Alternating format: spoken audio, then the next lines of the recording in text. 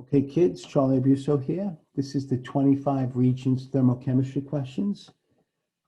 These questions all come from old Regents exams, so this is pretty much as hard as it gets. Question number 1. Given this balanced chemical equation representing a reaction, it's Cl2 gas, that's chlorine gas, and it's going to become chlorine gas atoms. Now, this is kind of a weird thing because this wouldn't normally happen. Chlorine is stable as a Hunkelbrief twin, but this can be made to happen, but it's going to require a lot of energy to break up that bond. The chlorine is bonded to itself. In a sense, the chlorine is bonded to itself, and you're going to have to turn it into chlorine plus chlorine.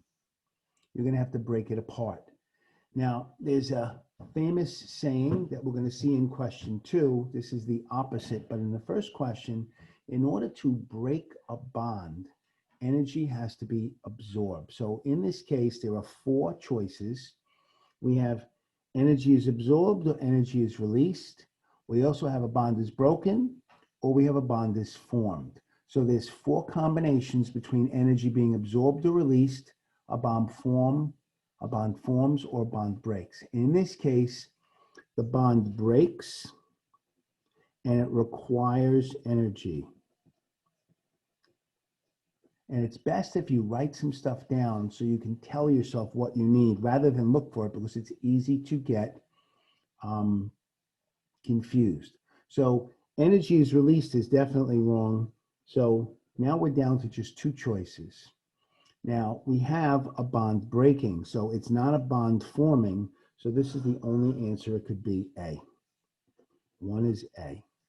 Now in B, this is another unlikely circumstance to find iodine atoms by themselves, but I2 is a Hunkelbrief twin. That's normal. Now the famous saying is, when bonds form, energy is released. And it's easy kind of to understand in a sense that I2 is stable and the iodine atoms by themselves are unstable. And when atoms come together and bond and get stable, they release their tension. So when bonds form, energy is released. So in this case, we have 4 choices. We have bonds formed or broken, bonds form or broken. In this case, obviously bonds are formed. So C is out and D is out. Now, energy is either absorbed or released.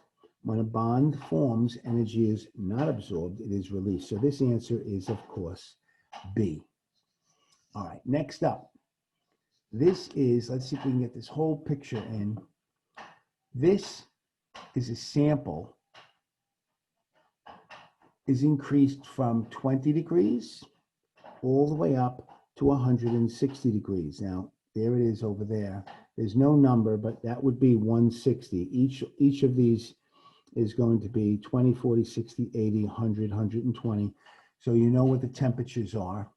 And across the bottom is time in minutes. Now let's keep reading. Kids always jump to questions. You got to read the good stuff. The sample is increased from 20 all the way up to 160. It absorbs heat at a rate of 15 kilojoules per minute at standard pressure. Now, this is time, but we used to often say heat added at a constant rate. And what is this rate? In this problem, it's 15 kilojoules per minute. That is the constant rate. That's exactly how much energy is absorbed per minute. The graph represents the relationship between temperature and time as the sample is heated. So this is a heating curve, standard issue heating curve. It goes up, it gets flat, it goes up again, it gets flat again, and gets up. We've seen heating curves before. What is the boiling point of this sample? Now, we don't know really what's going on, but in a heating curve, it starts out really cold, it starts out solid, and it gets hotter and hotter and hotter and hotter and hotter, and at some point it melts. So this is the melting point. Then it's going to be a liquid here, because it's a solid over here. It melts to a liquid. The liquid gets hotter, hotter, hotter, hotter, hotter, hotter, and then it's going to vaporize, until it turns into a gas.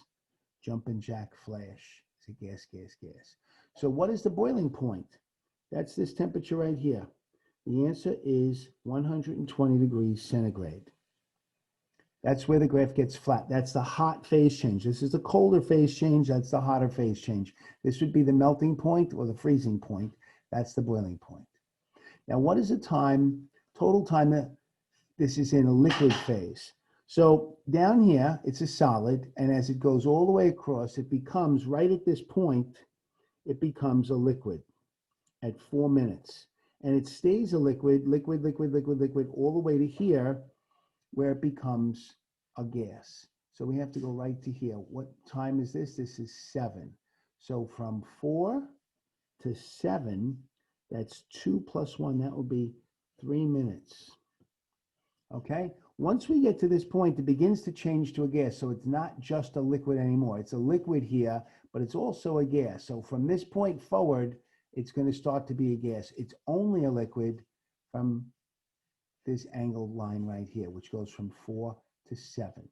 Now, determine the amount of energy in joules it takes to melt the sample. Melting is right here. Now, the melting formula, Q equals mH of F, that might come to mind. But we have no idea what the mass of this sample is. There's no numbers there. We can't really use this. We don't know what it is, so we don't know the constant. So we're not going to be able to use this formula. We're going to have to think about it a different way. To melt it, that means it's going across this line right here. It takes 2 minutes, 2 minutes to melt. That's the total time it's melting. Here's a solid, here's a liquid. 2 minutes, and look what we have written down over here. 15 kilojoules per minute. So how much energy? 2 minutes times 15 kilojoules per minute. Minutes cancel, 30 kilojoules of energy to melt. Really cool. All right, what's next? Let's move down. At STP, which of these elements contains a solid, a liquid, and a gas? So the first one, I'm going to move this up so we can look at the periodic table. Barium, here's barium. It's in group 2. That's a metal, so it's going to be a solid. Bromine is all the way over here, and bromine's one of the cool ones. Bromine is actually a liquid. There's only 2 liquids at STP at room temperature also. It's a little hotter than STP. Mercury, Hg, or Br2.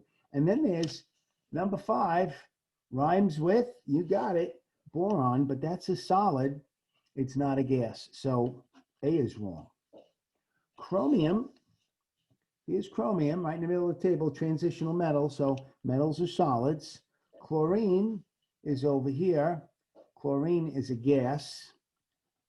And then we have carbon. Carbon is a solid.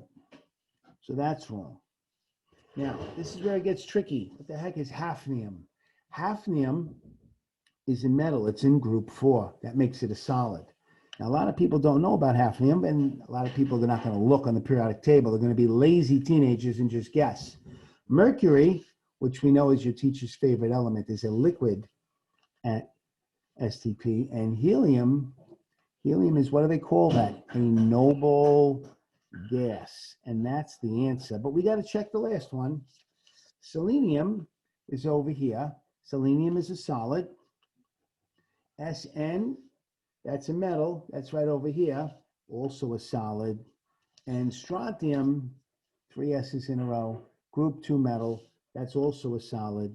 So that's wrong. Solid, liquid, and gas is going to be choice C.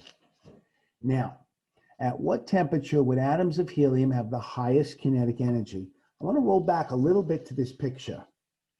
On this picture, when you have, say, this middle section right here, the temperature increases and the kinetic energy increases because temperature and kinetic energy basically do the same thing. Now, in this section right here, the temperature is steady, right? Temperature stays at 120 because that's the boiling point, and the kinetic energy is also steady. Now, if we're adding heat at a constant rate, 15 kilojoules per minute, and the kinetic energy doesn't go up, that means the potential energy is increasing. Only one energy at a time increases. But the important thing is right here. Whatever the temperature does, the kinetic energy does. So in this question at the bottom, at what temperature would the atoms of helium have the highest kinetic energy? High kinetic energy hooks up with high temperature. So in this case, we're looking for the highest temperature. So out of these two, that's wrong because 298 is higher. Out of these two, that one's wrong because 37. So it's either going to be 37 centigrade or 298 Kelvin, and more or less, this is apples and oranges. And I hate to be silly like that, but you can't compare them. You're going to have to convert one of those temperatures, centigrade into Kelvin or Kelvin into centigrade, because you can't compare them. They're two different scales. How about we'll write the formula on the side, K equals C plus 273. That's the temperature conversion formula. Let me point out where it is so you don't forget. On the back of the reference table, it's right here. The Kelvin temperature equals the centigrade plus 273. So let's see, we'll put the centigrade temperature in. Kelvin equals 37 and 273. Kelvin for 37 in Kelvin is going to equal 310. So this, another way to say it, is 310 Kelvin. And now, which one is the highest temperature? Because that highest temperature is going to have the highest kinetic energy. So 37 centigrade has the highest temperature, and that's going to have the highest kinetic energy. Now we're going to keep going. And this equation, wow, the lights are kind of flashing. I don't know what's going on here. Let's see if I can adjust this camera and get maybe, it seems to be going blue and green and whatever. The equation below represents a molecule of bromine, Br2, separating two bromine atoms. Now, this is not normal. Bromine is a Hunkelbrief twin, and it's very stable. In order to make it less stable, you're going to have to add energy. You're going to break the bond. Let's write some stuff down. You're breaking a bond, and you're going to have to add energy in. You're going to have to heat that bromine up so hot that it breaks it apart. So energy has to be absorbed. It can't be released, and it can't be released. And now, is a bond forming or breaking? The bond is breaking. It's not forming. The answer has to be B. Now, in this reaction, we have nitrogen and hydrogen form into ammonia, and energy is a product. Let me write that down just so you remember it. Energy is a product. That means this is exothermic. That's what happens. When energy comes out as a product, it's an exothermic reaction. Now, what's true about it? Now, there's a couple of different things to look at. We have exo or endo. See, exo or endo. Well, we know it's exo, so let's get rid of the endos and not even look at them. So C has to be wrong and D has to be wrong. Now, this is a little tricky. They're doing this to you on purpose. What is the delta H? Now, the delta H is the change in heat. What's the difference between these two? This has a negative sign, and this has a positive sign. This is tricky, right? Because what do we have right here? That's actually a plus sign, but it looks kind of like a positive sign. Now, I know something that you might not know, and I'm going to look this up real quick for you and pull out one of my favorite tables, table I, because when I don't know what's going on about thermochem, this is where I go to, and I see that when nitrogen and hydrogen form ammonia, let me pull this down now, the delta H is negative 91 because it's exothermic. So let's see what's going on. Where are we? Let's see what's going on with this crazy thing. This says ammonia plus energy is a product.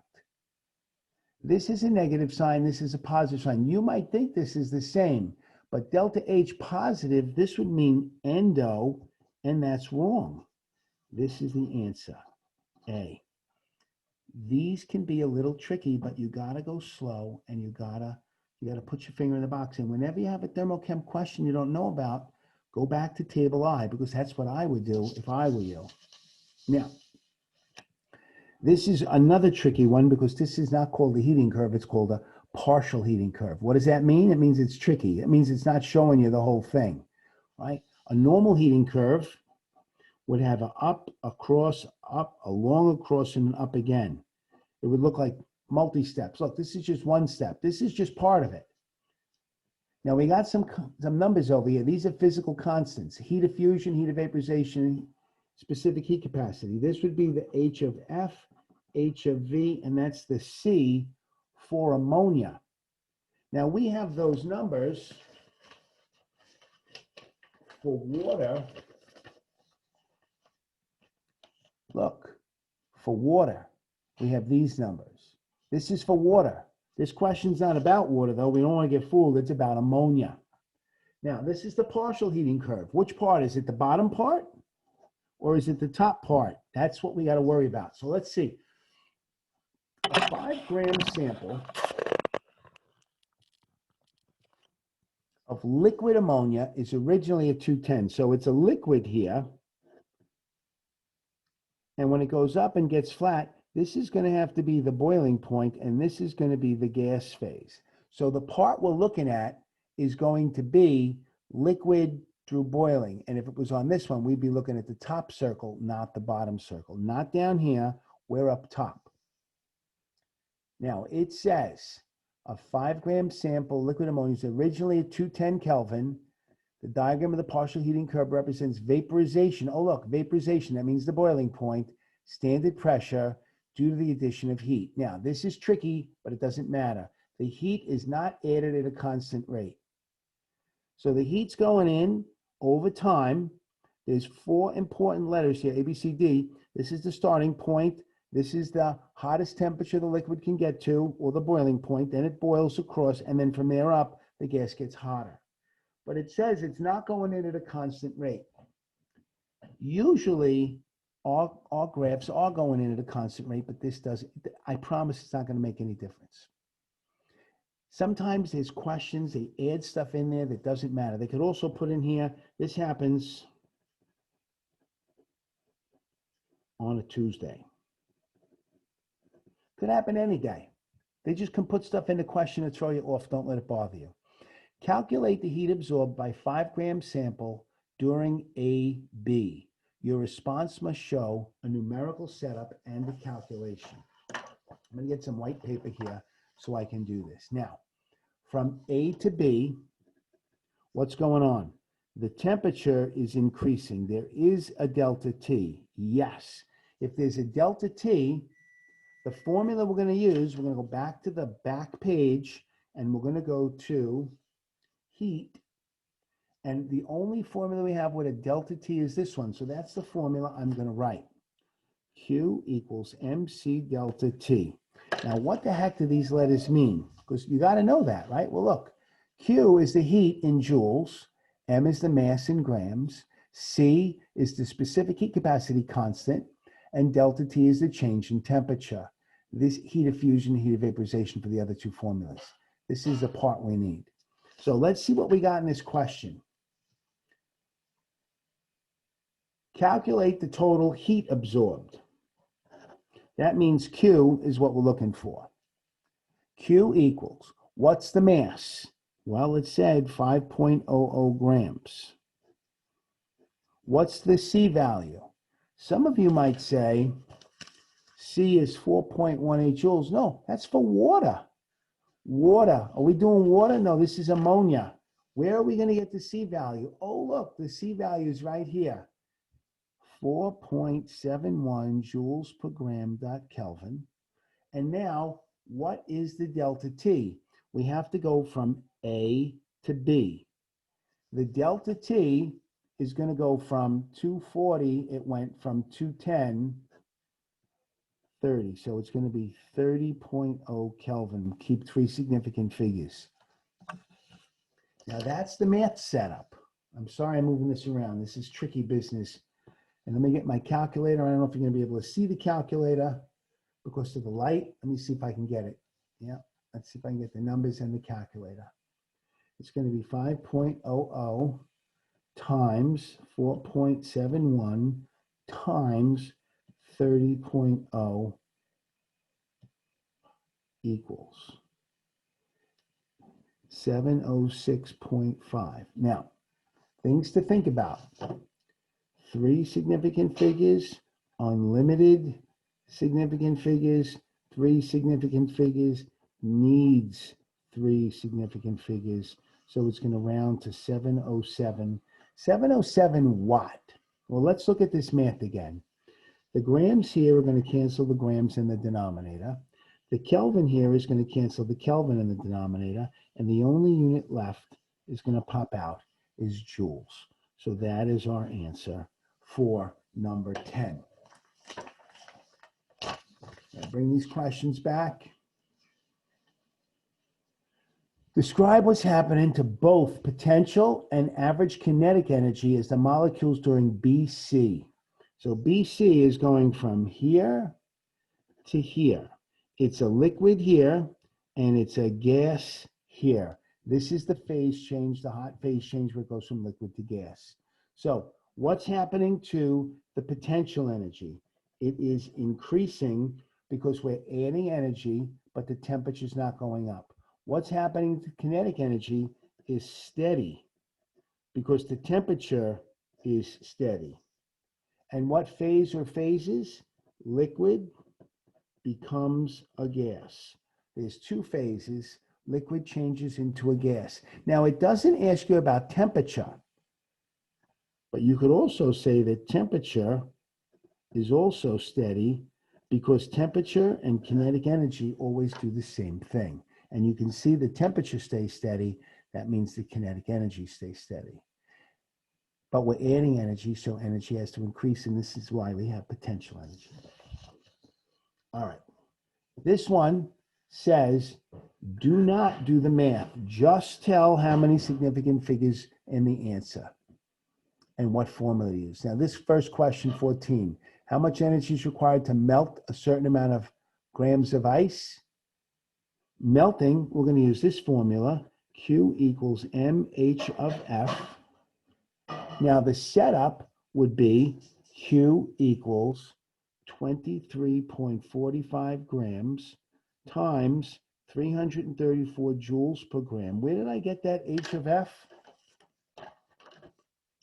The heat of fusion for water is 334 joules per gram. And unfortunately, they put the heat business back here. What does H of F mean? It means the heat of fusion. So to do this problem, which we're not going to do, this has unlimited significant figures, and this has four significant figures, so four significant figures, and that's the formula.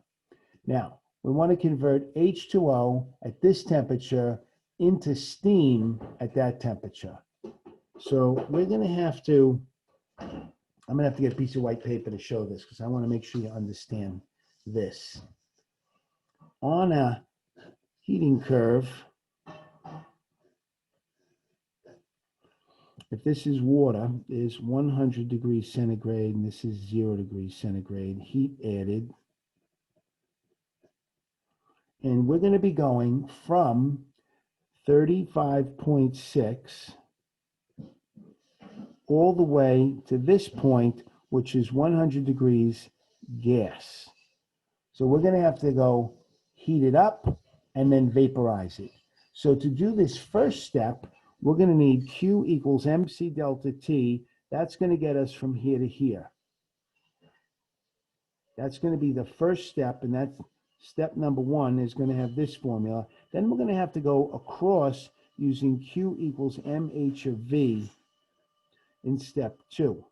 Q equals MH of V. So we're going to need two formulas, and the temperature is going to have three significant figures, so we're going to need three significant figures on this one. Next up, 16. How many joules of energy does it take to take that many grams of water at 5 degrees into frozen ice at 0? So let's draw another picture. This is going to be a heating curve for water.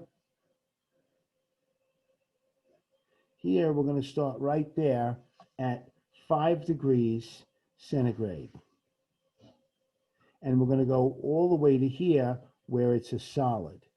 In order to do this little tiny bit right there, a little bit down, it's going to be Q equals MC delta T. That's for this first part. And then to get across the freezing point, it's going to be Q equals MH of fusion. And we're looking at 3 significant figures again. 2 formulas, 3 significant figures. In question number 16, is it endo or exo? In order to go from here to here, this is heat is removed, and that makes it exothermic. When heat comes out, heat is emitted, that makes it exothermic. If you wanted to melt it or heat it up, you'd have to add energy in. This is definitely heat being removed. All right, let's see this next big problem. We're almost done. When you add a lot of joules to 125 grams of copper, the temperature changes. What is the temperature after getting these joules? Ooh, this is a really cool question. So there's going to be a temperature change, so we're going to use this formula. Q equals MC delta T. Q is the heat, mass, specific heat capacity constant of copper, which we have is given, and then the delta T. Now, the question is, what is the end temperature? What is the end temperature? Ooh, this is going to be a good thinking problem. To do this, we got to put everything where it belongs. 12,501 joules will equal 125.0 grams times C.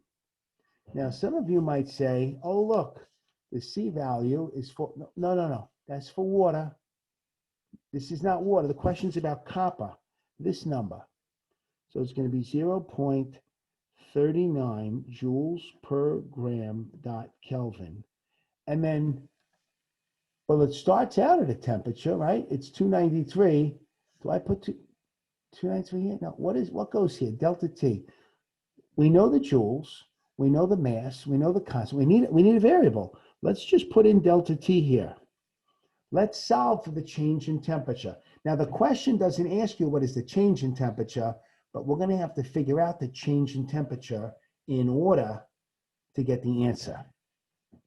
To get delta T by itself, we have to divide both sides by 125.0 grams times 0.39 joules per gram dot Kelvin. And I'll do that on the other side too. 125.0 grams times 0.39 joules per gram dot Kelvin. Now on this side, this cancels and this cancels, so we get, I'm just going to move this down further. The delta T is going to equal this math. Now before we get going, let's get rid of all these units so we have a better time. This joules in the numerator is going to cancel these joules in the denominator. These grams are in the denominator. They're going to cancel those grams that are in the denominator of the denominator. They'll cancel.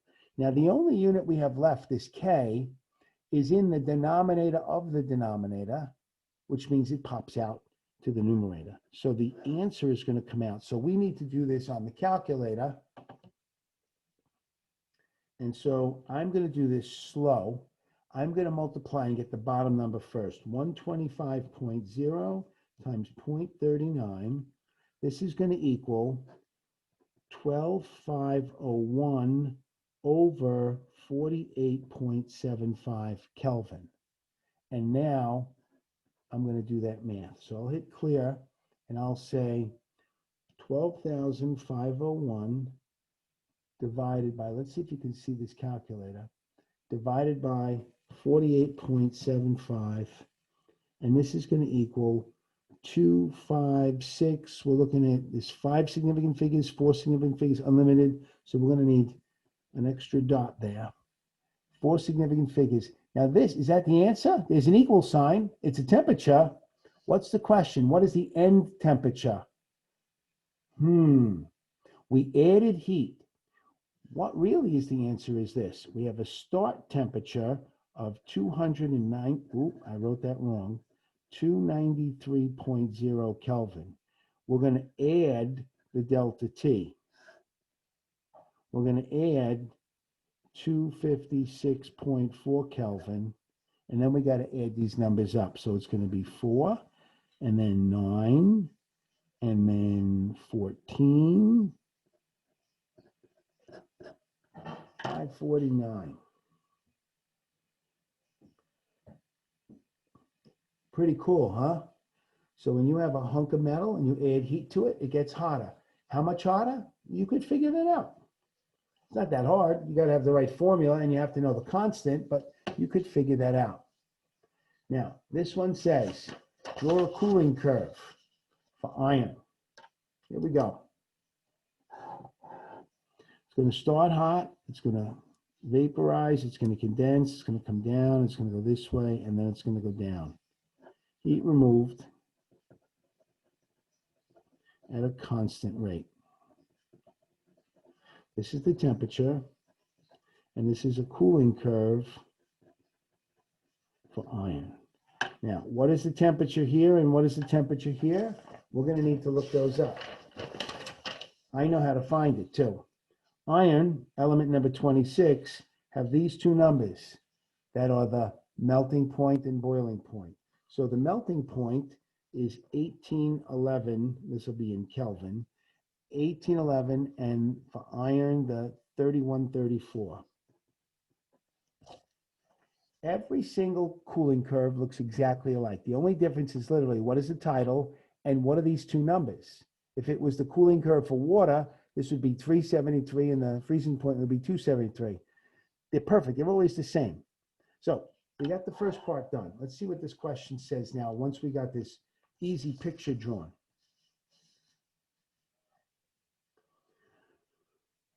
Indicate the temperature in Kelvin, label the points A, B, C, D, E. So this would be A, B, C, D, E, and F. We don't go down to the very bottom because that will be absolute zero.